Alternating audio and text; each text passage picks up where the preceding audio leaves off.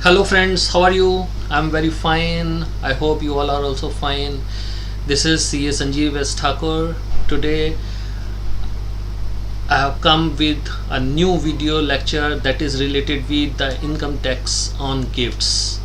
Friends, बहुत समय से कई सारे फ्रेंड्स के रिक्वेस्ट मैसेजेस आ रहे थे और सभी जानना चाहते हैं कि सर हमें पूरा कंप्लीट एनालिसिस एक बार बता दें जिससे कि हम जान पाएँ कि गिफ्ट्स पे कैसे टैक्सेशन लगता है और गिफ्ट पे अगर टैक्सेशन और टैक्स प्रॉपर सबमिट ना करें और इनकम टैक्स डिपार्टमेंट अगर नोटिस में या किसी भी प्रोसीडिंग में रिकवर करें तो टैक्स रेट होता है 78% with penalty, with prosecution, with fine, so with interest. So let us discuss.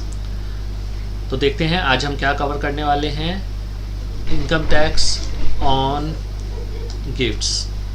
So gift taxation, gifts on marriages, gifts from relatives, what will be the legal status, cash limits on gifts, कितने रुपए का gift cash में दे सकते हैं, tax planning for gifts, different tips to save gifts जो हम last में बताएंगे, क्लबिंग प्रोविजंस, कैसे क्लबिंग प्रोविजंस एप्लीकेबल होते हैं गिफ्ट्स पे, next gift deed, how to prepare gift deed, all exempted gifts, कितने सारे गिफ्ट्स हैं जो एग्जेम्प्ट होते हैं जिनके ऊपर टैक्स नहीं लगता, and precautions on high value gifts, कौन से हाई वैल्यू गिफ्ट्स हैं जिन पे हाई वैल्यू गिफ्ट्स पे आपको क्या प्रिकॉशंस रखना चाहिए जिससे कि फ्यूचर में आपके पास कोई टैक्स डिपार्टमेंट से नोटिस ना आए और इजी कंप्लायंस हो पाए.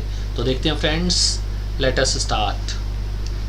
सबसे पहले देखते हैं जो गिफ्ट है वो gift in case you get gift from employer and employee gets gift from employer, then what will happen? In this case this gift is taxable under the salary head. जो भी एम्प्लॉई को employer से gift मिलेगा वो salary head में taxable होगा. लेकिन कितना टैक्सेबल होगा? अगर मनी के फॉर्म में गिफ्ट मिला, cash gift, then it is fully taxable. और अगर काइंड में गिफ्ट मिला एम्प्लॉयर से एम्प्लॉई को तो if it is less than 5,000 in a year then it is exempt. यानी एक साल में 5,000 रुपये तक का गिफ्ट एक्सेम्प्ट, 5,000 से कम का एक्सेम्प्ट, 5,000 या उससे ज़्यादा का अगर एम्प्लॉयर ने एम्प्लॉय को गिफ्ट दिया तो टैक्सेबल. फिर देखते हैं नेक्स्ट, अगर बिजनेसमैन को गिफ्ट मिलता है ड्यू टू हिज बिजनेस और प्रोफेशन, यानी प्रोफेशनल या बिजनेसमैन को गिफ्ट मिलता है चाहे वो मनी हो या काइंड हो, वो टैक्सेबल कहाँ होगा? Profit PGBP head, profit and gains from business and profession head में टैक्सेबल होगा. और ये गिफ्ट किससे मिला हो? किसी भी पर्सन से मिला हो, ये पीजीबीपी हेड में ही टैक्सेबल होगा. इसके अलावा जितने भी गिफ्ट्स हैं उसमें गिवर कोई भी हो, रिसीवर कोई भी हो, बाकी जितने भी तरह के गिफ्ट्स होंगे अगर वो टैक्सेबल हैं तो वो टैक्सेबल किस हेड में होंगे? Income from other source head में टैक्सेबल होंगे. और हम यही हेड को डिटेल में डिस्कस करेंगे. Next, now the tax rate on gift income. तो गिफ्ट रेट पे टैक्स कैसे लगता है? तो जो अदर सोर्स की इनकम होती है, जो जैसे सैलरी हेड में इनकम होती है वो भी स्लैब रेट से लगती है. बिजनेस हेड में अगर गिफ्ट मिला वो टैक्सेबल हो रहा है तो वो नॉर्मल रेट से टैक्सेबल होता है. और अदर सोर्स में गिफ्ट मिला तो वो भी नॉर्मल रेट से टैक्सेबल होता है. नॉर्मल रेट मीन्स अगर इंडिविजुअल को मिला, एओपी, एचयूएफ, बीओआई, एजेपी इन्हें मिला तो slab rate will apply, slab rate से टैक्सेबल होगा. जैसे फर्म को गिफ्ट मिला तो 30% रेट से होगा. और अगर कंपनीज को मिला तो 30% या 40% जो भी रेट एप्लीकेबल होगा. कुछ कंपनीज पे 25%, 15% रेट भी एप्लीकेबल होता है. तो अगर वो रेट अप्लाई है तो उस रेट से लगेगा. और इंडिविजुअल और एचयूएफ बाकी सारे डिडक्शंस के साथ 87A की रिबेट का भी बेनिफिट ले सकते हैं. तो देखते हैं फटाफट एक एग्जाम्पल, और इस एग्जाम्पल से देखते हैं कि गिफ्ट टैक्सेशन कैसे होता है. सपोज मिस्टर ए हैं, उनकी इनकम है 5 लाख रुपए, गिफ्ट से इनकम है, ये इन्हें 5 लाख रुपए का गिफ्ट मिला और इनकी एज है 45 ईयर्स. इन्हें फ्रेंड से गिफ्ट मिला है, फ्रेंड से मिला है तो एग्जाम्प्ट नहीं है, वो हम आगे देखेंगे. अब इनकी टैक्स लायबिलिटी देखते हैं, कैसे टैक्स लायबिलिटी कंप्यूट करेंगे. तो टैक्स लाइबिलिटी कंप्यूट करने के लिए नॉर्मल रेट से टैक्स लगेगा। Normal rate means slab rate. तो स्लैब रेट क्योंकि 45 ईयर्स के हैं, 0 से 2,50,000 तक निल, तो टैक्स भी कितना बना, निल। फिर 2 लाख से 5 लाख के बीच में आए 2.5 लाख, उस पर एट द रेट ऑफ 5% कितना टैक्स हुआ, 12,500। और 12,500 में से इन्हें मिल गई, क्योंकि 5 लाख तक है इनकम, तो इन्हें मिल गई 87A की रिबेट कितनी मिल गई, 12,500। तो टैक्स लाइबिलिटी कितनी हो गई, निल। तो इनकी टैक्स लाइबिलिटी हो गई निल। नेक्स्ट देखते हैं। Now we come to types of gifts. कितनी तरह के गिफ्ट्स होते हैं। इनकम टैक्स पर्पज से गिफ्ट्स 3 तरह के होते हैं। First is gift received in money. Money means cash, cheque, bank transfer, e transfer, electronic transfer, किसी भी तरह का कैश फॉर्म में गिफ्ट, चाहे बैंक अकाउंट के थ्रू, चाहे hard cash. Second is movable assets. Movable assets पे क्या कवर होता है, केवल जो यहाँ असेट्स दिए हैं, only these assets are covered under gift taxation. That means अगर कोई और असेट आपको गिफ्ट मिलती है तो वो टैक्सेबल नहीं होगी। तो देखते हैं क्या क्या टैक्सेबल है। Jewellery, bullions, gold biscuits, gold bars, they are called as bullion, silver biscuit, silver bars.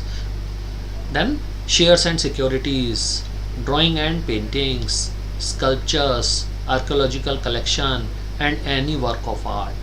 They are known as movable assets, and only these movable assets are taxable under gift taxation. Only these assets are covered under the definition of movable assets. That means अगर आपको watch मिलती है, is watch covered here? No. तो gift taxation नहीं आएगा। जैसे आपको car मिलती है तो कार कवर है या नहीं कवर है, तो कार पे गिफ्ट टैक्सेशन नहीं आएगा। फिर देखते हैं third, immovable assets. Immovable assets क्या है, लैंड और बिल्डिंग। तो 3 तरह के असेट्स होते हैं, तीनों पे टैक्स स्ट्रक्चर देखते हैं। अगर आपको कैश में गिफ्ट मिला है और 50,000 रुपये या उससे कम का गिफ्ट है, तो एक साल में एग्रीगेट सारा मिला के, सारे गिफ्ट्स मिला के, अगर एक साल में 50,000 से कम रिसीव किया आपने तो एग्जेम्प्ट, और 50,000 से ऊपर किया तो सारा टैक्सेबल। दैट मीन्स अगर आपने 50,000 ₹1 एक्सेप्ट किया गिफ्ट तो पूरा टैक्सेबल। और ये किसी भी सोर्स से किया, जैसे आपके 5 फ्रेंड्स ने दिए, फ्रेंड 1 ने दिए 10,000, दूसरे फ्रेंड ने दिए 10,000, तीसरे फ्रेंड ने दिए 10,000, फोर्थ फ्रेंड ने दिए 10,000, डिफरेंट ओकेजन पे या सेम ओकेजन पे। ये फ्रेंड ने दिए 10,000 ₹1, इन्होंने सबने 10,000 दिए गिफ्ट, फ्रेंड 1 to फ्रेंड 5, और लास्ट फ्रेंड ने क्या कितने दिए, 10,001। टोटल हो गया 50,001, और 50,001 हो गया तो पूरे 50,001 पे क्या होगा, टैक्स लगेगा। और अगर 50,000 तक है तो फिर कोई गिफ्ट टैक्स नहीं लगेगा। फिर देखते हैं मूवेबल असेट। मूवेबल असेट्स के गिफ्ट 2 तरह से हो सकते हैं, या तो फ्री ऑफ कॉस्ट, कुछ भी चार्ज नहीं किया, फ्री ऑफ कॉस्ट मिला तो यही प्रोविजन अप्लाई होगा। दैट मीन्स एग्रीगेट 50,000 तक एग्जेम्प्ट, उससे ऊपर टैक्सेबल। और अगर कंसेशनल रेट पे गिफ्ट मिला तो एग्रीगेट FMV अगर गिफ्ट की माइनस करेंगे कंसिडरेशन, यानी उसकी market value, fair market value कितनी है और आपने कितना पैसा दिया, तो फेयर मार्केट वैल्यू में से पैसा माइनस कर दिया। अगर ये दोनों का डिफरेंस 50,000 रुपये तक है तो कोई टैक्स नहीं, और ये डिफरेंस अगर 50,000 से ज़्यादा है तो फिर गिफ्ट टैक्सेशन आएगा। अब देखते हैं movable assets, land and building.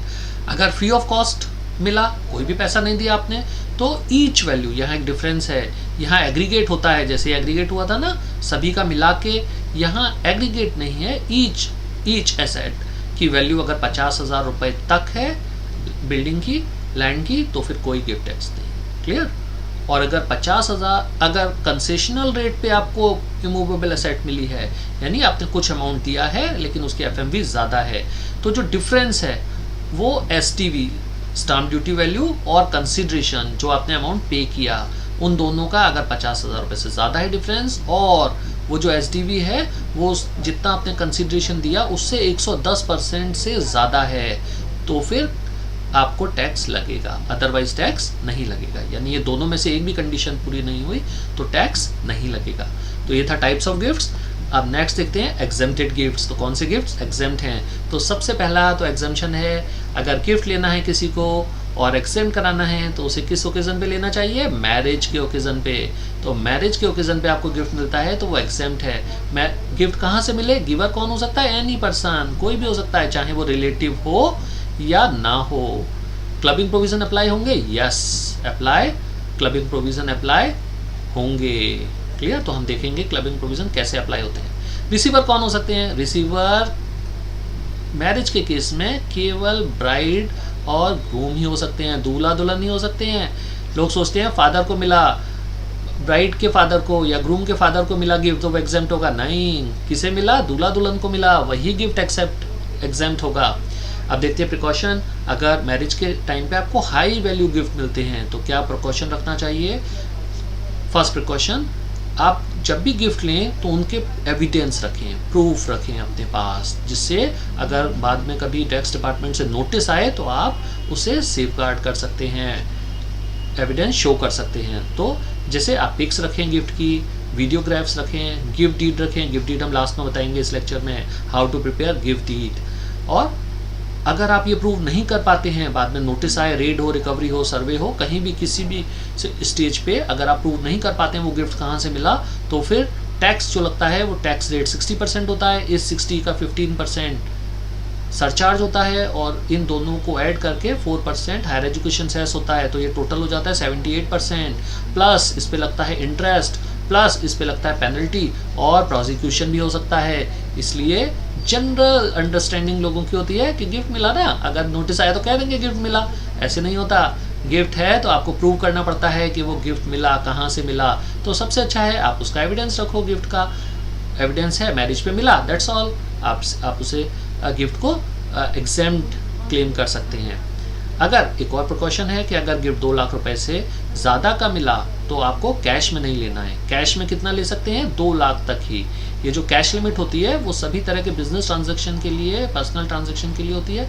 और ये जो 2 लाख है वो एक ओकेजन पे हो या एक दिन में हो। एक दिन में बिजनेसमैन किसी से 2 लाख से ज़्यादा कैश नहीं ले सकते, लेंगे तो वो इनकम में इंक्लूड हो जाएगा और भी रिपरकशंस होते हैं। और किसी एक ओकेजन पे भी 2 लाख से ज़्यादा नहीं ले सकते। जैसे मैरिज में आपने बैंक्वेट हॉल बुक कराया तो ये एक ओकेजन हो गया, उस ओकेजन में आप पूरी मैरिज के ओकेजन में चाहे 4-5 फंक्शन क्यों ना हो, 4-5 दिन में, वो 2 लाख रुपए से ज़्यादा का कैश आप नहीं दे सकते या ले सकते। अब अदर ओकेजन, यहाँ जो एग्जाम्पशन है वो केवल मैरिज के लिए है। अब लोगों का क्या अंडरस्टैंडिंग होती है कि मैरिज एग्जाम्प्ट होता है ना, तो मैरिज एनिवर्सरी पे गिफ्ट मिला वो भी एग्जाम्प्ट होगा, नहीं, ऐसा नहीं होता। मैरिज पे गिफ्ट एग्जाम्प्ट होता है, मैरिज एनिवर्सरी पे गिफ्ट एग्जाम्प्ट नहीं होता। तो ये जो मैरिज एनिवर्सरी है ये गिफ्ट एग्जाम्प्ट नहीं है। बर्थडे पे गिफ्ट मिला ये एग्जाम्प्ट नहीं है। हाँ, वो 50,000 वाली लिमिट है, वो एग्जाम्पशन मिलेगी, वो तो जनरल है, सबको मिलती है, लेकिन फुल्ली एग्जाम्प्ट मैरिज पे गिफ्ट नहीं होता। नेक्स्ट देखते हैं एग्जेम्प्टेड गिफ्ट में रिलेटिव्स। तो अगर कोई गिफ्ट है वो आपको रिलेटिव से मिला, तो अगर रिलेटिव कौन होते हैं, रिलेटिव में हस्बैंड के लिए वाइफ रिलेटिव होती है, husband brother and sister relative होते हैं, मदर फादर के ब्रदर और सिस्टर और उनके स्पाउस, ग्रैंडफादर ग्रैंडमदर उनके स्पाउस, लीनियर डिसेंडेंट यानी अपने सन और डॉटर और उनके स्पाउस, वाइफ के पेरेंट्स, मदर फादर, वाइफ के ग्रैंड पेरेंट्स, ये कौन होते हैं, रिलेटिव्स होते हैं। तो रिलेटिव से अगर गिफ्ट मिला तो वो गिफ्ट एग्जेम्प्ट होता है, लेकिन क्लबिंग प्रोविजन अप्लाई होते हैं। दैट मींस रिलेटिव से गिफ्ट मिला यानी ये टैक्स पेयर है, टैक्स पेयर कौन है, ये रिसीवर है, इसका कौन है, रिलेटिव होना चाहिए। तो अगर रिलेटिव से गिफ्ट मिला तो फिर वो गिफ्ट एग्जेम्प्ट होता है, उस गिफ्ट पे टैक्स नहीं लगता। लेकिन क्लबिंग प्रोविजन अप्लाई होते हैं। क्लबिंग प्रोविजन मीन्स गिफ्ट तो इंक्लूड नहीं होगा, लेकिन उस गिफ्ट से अगर कोई इनकम हो, जैसे हस्बैंड ने वाइफ को, स्पाउस को 5 लाख रुपीस गिफ्ट दिया, 5 लाख रुपीस का गिफ्ट दिया, ठीक है, गिफ्ट मिला तो ये एग्जेम्प्ट है, वाइफ की इनकम में इंक्लूड नहीं होगा। लेकिन वाइफ ने इसे इन्वेस्ट कर दिया, इस गिफ्ट से करा दी एफडी, और इस एफडी पे 10% की रेट से सपोज 50,000 रुपीस का इंटरेस्ट आया, तो ये जो इंटरेस्ट है ना, ये इंटरेस्ट क्या होगा, ये जो इंटरेस्ट है ये इंटरेस्ट हस्बैंड की इनकम में क्लब हो जाएगा, यानी ये इनकम इंटरेस्ट किसकी मानी जाएगी, हस्बैंड की मानी जाएगी, इसे कहते हैं क्लबिंग। नेक्स्ट देखते हैं, तो क्लबिंग प्रोविजन कहाँ अप्लाई होंगे, हस्बैंड वाइफ के केस में अप्लाई होंगे।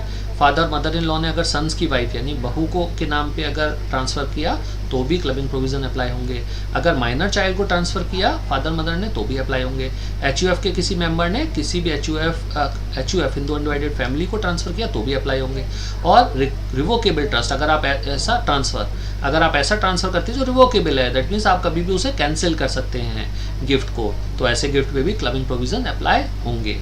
क्लबिंग प्रोविज़न कहाँ नहीं, जैसे फादर मदर ने मेजर सन को ट्रांसफ़र किया तो क्लबिंग प्रोविज़न अप्लाई नहीं होंगे। दैट मीन्स ये जो 50,000 की FD की इनकम थी वो मेजर सन की ही टैक्सेबल होगी। क्लियर? आगे देखते हैं स्पेसिफिक पॉइंट्स कुछ जो देखने चाहिए रिलेटिव से गिफ्ट लेने में। For HUF all members are relative. HUF के केस में क्या होता है, इंडिविजुअल के केस में हमने देख लिया। HUF के केस में जितने भी HUF के मेंबर्स होते हैं सब रिलेटिव होते हैं। कजिन्स रिलेटिव नहीं होते। लोगों की जनरल अंडरस्टैंडिंग होती है कि मैंने अपने कजिन से, चाहे वो मैटरनल साइड का कजिन हो चाहे पेरेंटल साइड का कजिन हो, तो उनसे लिया गिफ्ट तो वो रिलेटिव है, वो रिलेटिव नहीं होते। नेफ्यू नीस के लिए अंकल रिलेटिव होते हैं, यानी अंकल ने अगर कोई गिफ्ट दिया, किसे दिया, नेफ्यू या नीस को, तो वो जो गिफ्ट है वो गिफ्ट एग्जेम्प्ट होगा, रिलेशन में आएगा। लेकिन अगर नेफ्यू या नीस ने गिफ्ट दिया अंकल को, इनके लिए अंकल रिलेटिव हैं, लेकिन ये अंकल रिलेटिव हैं लेकिन अंकल के लिए नेफ्यू नीस रिलेटिव नहीं हैं, तो यहाँ पे क्या आएगा, टैक्स आएगा और ये जो गिफ्ट होगा वो गिफ्ट क्या होगा, एग्जेम्प्ट होगा। क्लियर? नेक्स्ट देखते हैं। अब एग्जेम्प्टेड गिफ्ट और कौन से होते हैं, तो और भी गिफ्ट्स हैं जो एग्जेम्प्ट होते हैं। अगर आपको विल में कोई प्रॉपर्टी मिली है, अगर विल में कोई प्रॉपर्टी मिली है तो वो एग्जेम्प्ट होगी। ऐसी इरेवोकेबल ट्रस्ट अगर क्रिएट किया है आपने तो भी वो गिफ्ट एग्जेम्प्ट होगा। अगर डेथ में है, अगर किसी की डेथ हुई है और डेथ के समय उन्होंने कोई एसेट ट्रांसफ़र की है at the time of death और before death immediate before death, तो वो एग्जेम्प्ट होगा। तो वो एक आप ऐड देखते हैं ना कि एक ज़ीरो और ऊपर से एक ड्रॉप गिरती है एमसील का और वो एक ज़ीरो ख़त्म हो जाता है, तो वो father is on dying bed और वो बहुत सारे ज़ीरो विल पे बढ़वाता जाता है, बहुत सारे ज़ीरो, और उसके बाद ये जो एक है 1, इस पे एक आके ड्रॉप गिरती है और 1 रब हो जाता है, तो 0 बचते हैं लाइफ में, वो ऐड, तो वही वैसी वाला। गिफ्ट रिसीव फ्रॉम, अगर किसी हॉस्पिटल से गिफ्ट मिला या मेडिकल इंस्टीट्यूशन से गिफ्ट मिला वो भी एग्जेम्प्ट है। यूनिवर्सिटी से गिफ्ट मिला या कॉलेज या ट्रस्ट से गिफ्ट मिला तो भी वो एग्जेम्प्ट है। ये कॉलेज होगा, यूनिवर्सिटी और कॉलेज। फिर किसी ऐसे ट्रस्ट से गिफ्ट मिला जो गिफ्ट वो ट्रस्ट है, वो ट्रस्ट क्या है, सेक्शन 12A में रजिस्टर्ड है। लोकल अथॉरिटी से गिफ्ट मिला तो वो एग्जेम्प्ट है। HUF का अगर पार्टीशन होता है और पार्टीशन में मेंबर्स को गिफ्ट मिलता है वो भी एग्जेम्प्ट है। अगर 100% होल्डिंग कंपनी अपनी सब्सिडरी को ट्रांसफ़र करती है या 100% सब्सिडरी कंपनी अपनी होल्डिंग कंपनी को ट्रांसफ़र करती है तो वो गिफ्ट एग्जेम्प्ट है। एमलगमेशन और डीमर्जर में जो गिफ्ट मिले वो भी एग्जेम्प्ट है। नेक्स्ट देखते हैं गिफ्ट टैक्सेशन एंड क्लबिंग के कुछ एग्जाम्पल हमने लिए हैं जिससे आपको बहुत क्लैरिटी आएगी। जैसे फर्स्ट एग्जाम्पल है 1 लाख रुपए का लोन लिया, तो आपने लिया क्या, लोन, आपने लिया लोन, तो क्या लिया, लोन लिया। क्लियर? कलर चेंज कर लेते हैं, लोन लिया। अगर आपने 1 लाख रुपए का लोन लिया तो लोन तो गिफ्ट नहीं होता ना, चाहे फ्रेंड से लिया किसी से भी लिया, और सेफ साइड आपने बैंक अकाउंट के थ्रू लिया और विद लोन डीड भी बनवा लिए। एक छोटा सा एक डीड होती है, वो हम लास्ट में डिस्कस करेंगे। तो फिर ना तो गिफ्ट टैक्स लगेगा और ना ही इस पर क्लबिंग होगी। फिर आपने 70,000 रुपए का गिफ्ट लिया, किसने लिया, mister A from his wife से लिया, और वाइफ कौन है, रिलेटिव, तो रिलेटिव है तो गिफ्ट टैक्स तो नहीं लगेगा, और लेकिन क्लबिंग प्रोविजन अप्लाई होंगे।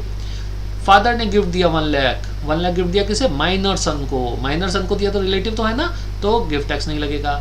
मेजर सन को दिया, माइनर को दिया या मेजर को दिया, दोनों रिलेटिव है ना, तो गिफ्ट टैक्स तो नहीं लगेगा। लेकिन माइनर सन को दिया तो क्लबिंग प्रोविजन लगेंगे, मेजर सन को दिया तो क्लबिंग प्रोविजन नहीं लगेंगे। HUF मेंबर ने 2 लाख रुपए का गिफ्ट दिया टू हिज HUF, मेंबर ने HUF को दिया, तो ये दोनों रिलेटिव होते हैं ना, HUF मेंबर्स और उनका HUF, तो गिफ्ट टैक्स तो नहीं लगेगा लेकिन क्लबिंग प्रोविजंस लगेंगे। मिस्टर ए ने कार गिफ्ट की, कार ऐसा मूवेबल असेट है जो कवर नहीं है, तो कार कितने रुपए की भी गिफ्ट दी आपने उस पर गिफ्ट टैक्स नहीं लगेगा, ना गिफ्ट टैक्स लगेगा तो क्लबिंग भी नहीं होगा। Mister A gifted a building तो है ना, इमूवेबल असेट, ये तो असेट है, और 10 लाख रुपए की बिल्डिंग दी to mister B, non relative हैं तो गिफ्ट टैक्स लगेगा, लेकिन इस पे क्लबिंग प्रोविजंस अप्लाई नहीं होंगे। नेक्स्ट, अब कुछ टैक्स प्लानिंग देखते हैं गिफ्ट से रिलेटेड। तो टैक्स प्लानिंग में for high value gift keep all the documents and proof. ये इंपॉर्टेंट है कि हाई वैल्यू गिफ्ट जब भी हैं तो आप क्या करें, तो आप हाई वैल्यू गिफ्ट जब भी दें तो आप डॉक्यूमेंट्स रखें, प्रूफ रखें, पहले भी बताया हमने। बेटर प्रिपेयर गिफ्ट डीड, सबसे अच्छा तो क्या है, एक गिफ्ट डीड बनाएं और गिफ्ट डीड को रजिस्टर भी करा लें। अगर रजिस्टर करा लें बहुत अच्छा, रजिस्टर ना भी कराएं तो 100 रुपीज़ के स्टाम्प पे, 100 रुपये के स्टाम्प पे सिंपल गिफ्ट डीड बना लें, बेस्ट है। गिव और receive gift through cheque, gift दें तो चेक या बैंक ट्रांसफ़र के थ्रू दें जिससे एविडेंस रहे। कैश लिमिट हमने पहले भी बताया 2 लाख रुपए कैश लिमिट होती है, उससे ज़्यादा के गिफ्ट कैश में ना दें, बैंक अकाउंट के थ्रू दें। गिफ्ट डीड बनानी है 100 रुपये के नॉन जुडिशियल स्टाम्प पेपर पे एक सिंपल लैंग्वेज में गिफ्ट डीड बनवा लें। और इमूवेबल प्रॉपर्टी अगर आपने गिफ्ट लिया है तो उसके लिए रजिस्ट्री भी, जो सब रजिस्ट्रार के यहाँ होती है, वो रजिस्ट्री भी ज़रूर कराएं। नेक्स्ट, गिफ्ट डीड, तो गिफ्ट डीड नेक्स्ट लेक्चर में डिस्कस करते हैं। गिफ्ट डीड को एक बार अच्छे से डिस्कस करेंगे, 1-2 फॉर्मेट्स भी बताएंगे गिफ्ट डीड्स के, और नेक्स्ट लेक्चर में डिस्कस करेंगे। Okay friend, thank you. ये वीडियो आपको कैसा लगा? अगर अच्छा लगा तो इस चैनल को लाइक करें, सब्सक्राइब करें, शेयर भी कर सकते हैं। कमेंट, आप और किस टॉपिक पे वीडियोस देखना चाहते हैं तो आप कमेंट में बता सकते हैं। Okay friends, thank you for watching this video. जय हिंद।